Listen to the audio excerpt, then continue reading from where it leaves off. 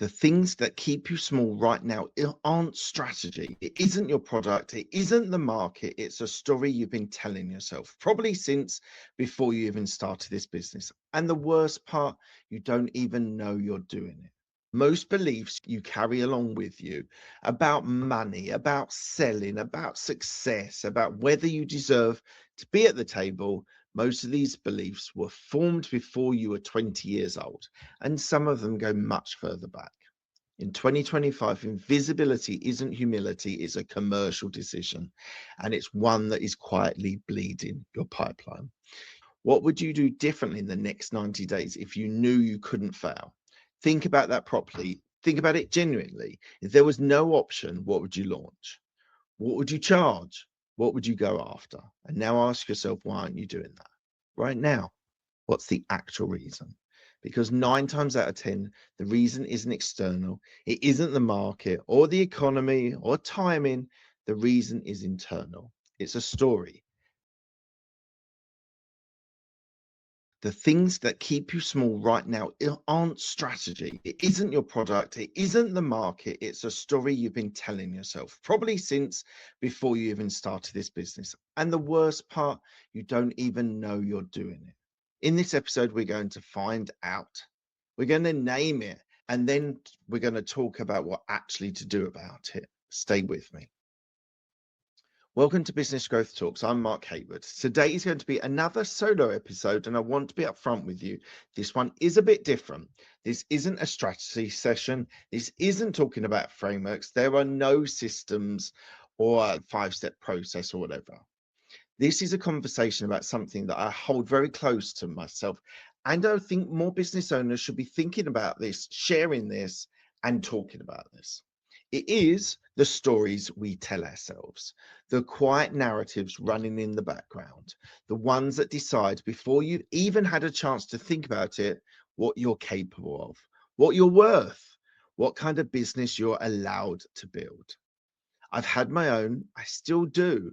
And I've spoken to hundreds of founders over the years on this show who have shared different versions of the same ones. So today we're going to analyze the shows with the people and the stories that they have, and I'm going to share them with you today. So let's get into it. So let me ask you something and be honest with yourself. Is there something in your business right now that you've been putting off? Something you know you should be doing, but you just aren't. Maybe it's putting your prices up. Maybe it's getting more visible, starting a podcast, posting content, maybe getting yourself out there. Maybe it's having a hard conversation with someone in your team. If you've got something in your head right now, good. Hold on to that because we're going to come back to it. Now, where do these stories come from? Here's what I want you to understand. Most beliefs you carry along with you about money, about selling, about success, about whether you deserve to be at the table, most of these beliefs were formed before you were 20 years old, and some of them go much further back. School, family, the environment you grew up in, the messages you got, spoken and unspoken, about what people like you do and they don't, and also what you don't, what's realistic, what's sensible, what's showing off. This isn't about blame. I'm not asking you to go and dig through your childhood. I'm not a therapist, and this isn't that kind of show. But context matters because here's the critical thing. You didn't choose those beliefs consciously. They were handed to you. And then at some point, without really noticing it, you picked them up and started running your business with them. That's important because if you didn't choose them, you can choose differently. And you have to see them first. So let's look at the most common ones, the ones that I hear over and over, and you recognize, see if you recognize any of them in you. So these are from people that I've had on my show, and I've gone through the archives and I've worked out some of the most common stories that we have. So the first one, you might know this. I'm not a natural salesperson. This is probably the most common one I come across, and it makes sense, right? Most founders didn't come up through sales. They came up through a skill, a passion, or something that worked with a product or service. They've got something new to share and they want to do it in their business. But somewhere along the line, the story became selling is for a certain type of person, and I'm not that type of person. So what happens? You underprice because you don't want to have to justify a high number. You don't follow up because it feels pushy. You let deals go quiet rather than pick up the phone. You hope people just decide and then wonder why growth is so slow. The honest truth, selling is a skill, not a personality type. And you can learn it. You just have to stop using that excuse, which will stop you from developing that skill. I want to talk to you about something I got wrong early on. I thought I knew my competition. I knew their names. I'd look at their website. I'd heard what clients said about them. I thought that was enough. It wasn't. I was making positional decisions, pricing decisions, decisions that affected whether we won or we lost based on assumptions, not on evidence. That's not competitor intelligence. That's just awareness. And there is a big difference. Today, this episode is sponsored by CEO Friend, and their competitor analysis is genuinely the thing I wish I'd had before. You put in your domain, it identifies your real competitors, tells you where you're strong, where you're exposed, and what moves you should be making. It's free, ready in minutes, no sign up required to get you to your summary. If you're making growth decisions right now, pricing, positioning, entering a new market, you want to do this before you commit to anything, not after. If you go to bit.ly/4VKENXQ and run the free analysis now, and if you decide to go further into a free full trial, use the link below in the show notes and use BGT10 for 10% off. Right, let's get back into the show. The second story, I'm not good with numbers. This one scares me because this isn't just a story, it's a financial blind spot. When a business owner doesn't engage with their numbers, one of a few things happen. They hand it over to the accountant who has no idea really what's going on in your business. They avoid looking at P&L because it just makes them anxious.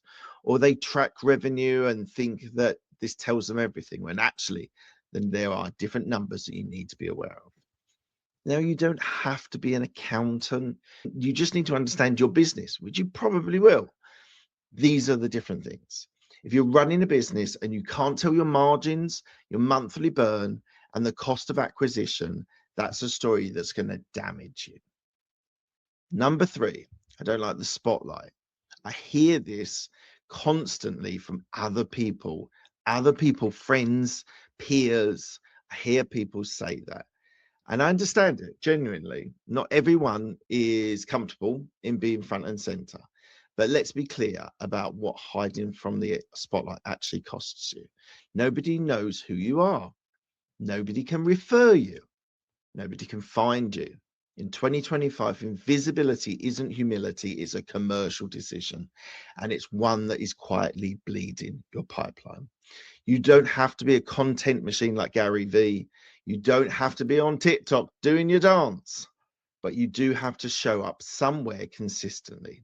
A podcast, LinkedIn, speaking gigs, whatever works for you, because the person that is not being seen is the person that's going to get lost. Story number 4, I'm not ready yet. I've heard this so many times. It's the perfectionism story. This one's going to sneak up before it disguises itself as professionalism. The website isn't ready. The offer isn't refined enough. The deck isn't quite ready. The new service needs a bit more work before launch. But here's what really happens. Readiness is a story. There is no time to start but now. But you have to be able to do that. The market will tell you what's working and what isn't working. The only way this information is going to be put out is by you getting out there. Perfectionism is sometimes dressed up to cover the fact that you're scared. And I understand that. I've been scared. I've been paralyzed. I've been lack of action. But get perfect. Start now, get perfect later. Get out there, start doing it, start building it, even if it's a side hustle. If you start doing it, then you can start building. If you never get going, you never start, you'll build nothing. Story number 5. People like me don't charge that much. We can all probably increase our prices, and we're often covered by this price ceiling that we give ourselves. And it is probably the most expensive story on this list. It often comes from background, where you grew up, what money meant to you and your family, a comparison to something you perceived as more qualified, more experienced, or maybe even more legitimate. And so you charge less than you're worth.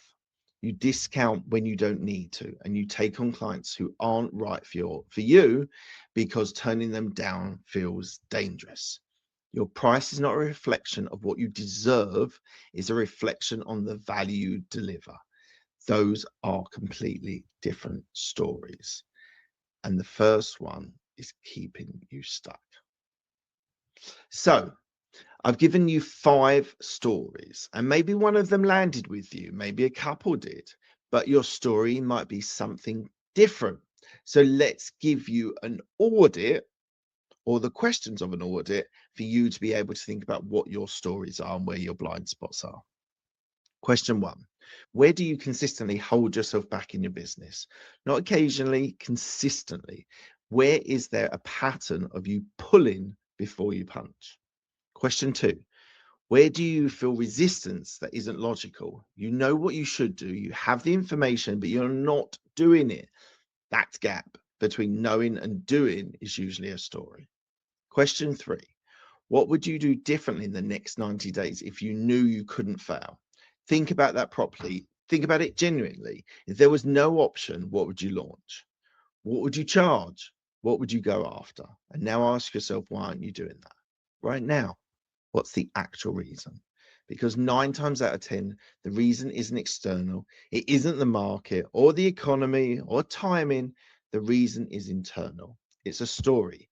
And now you have to go and think about yours. So we've identified your story. Now what?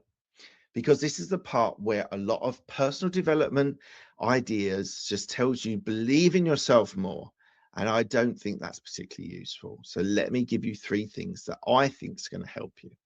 The first thing you need to do is reframe. Write the story down. Write it down on a piece of paper in a book. And perhaps it's I'm not a salesman, or I'm not ready yet, whatever it is. And then ask, is this a fact or is it an interpretation? Almost always it's an interpretation, which means it can be rewritten. So rewrite it, not with toxic positivity, with more accurate version of reality. Not the flip side, I'm brilliant at sales. That's just a different lie. But selling is a skill that I can improve with practice.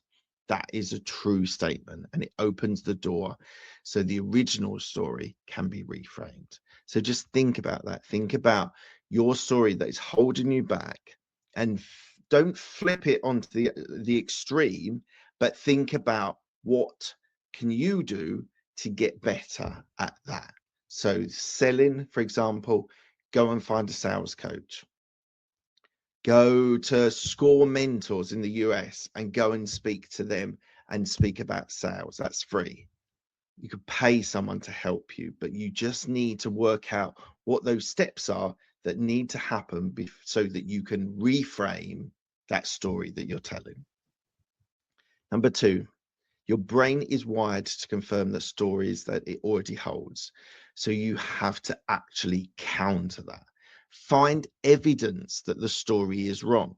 Specific, real examples, clients who paid full price, times that you sold something and it felt good, moments when you stepped into the spotlight and nothing bad happened. And you're not building a case to win an argument. You're giving your brain data that it can work with. Over time, that can change from your original story. Number 3, James Clear talks about this in the Atomic Habits, identity-based change. The idea is that you don't wait until you feel like a confident salesman before you start selling. You start selling, and that behavior builds the identity. What would the version of you without that story do for you today? What would change? What call would you make? Where would you post? Who would you charge? What would you charge, and who would you charge it to? Do that. Start today. You don't have to be perfect. You just have to start doing it to build that skill set.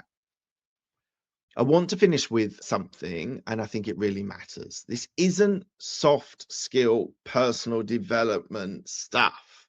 Honestly, it's not. This mindset shift is going to be a massive impact. So let's say you have a limited belief around pricing. You're charging, I don't know, £2,000 for something that the market would probably charge 3,500, something like that. That's one story and one belief. If you chose 10 clients a year to charge 2 grand and you made $20,000 or pounds, fine. If you close 10 clients at 3,500, that's 35,000. The difference is 15,000 a year from one story. Over 5 years, so look at what you're leaving on the table. Run the maths against your current situation.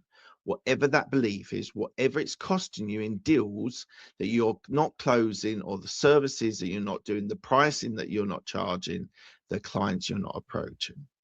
That number is always bigger than you think. So this work isn't soft. This is commercial. This is going to have a massive impact. This is one of the most valuable things you can do to change your business. So this audit of your beliefs that are quietly running within you, and you need to stop it. You need to close it. So think about this, that we are dealing with something that is tangible and that is going to change your business. This is not something that is just a fluffy thing that is sure it's going to make me feel better. No, this is actually going to put pounds and dollars in your bank.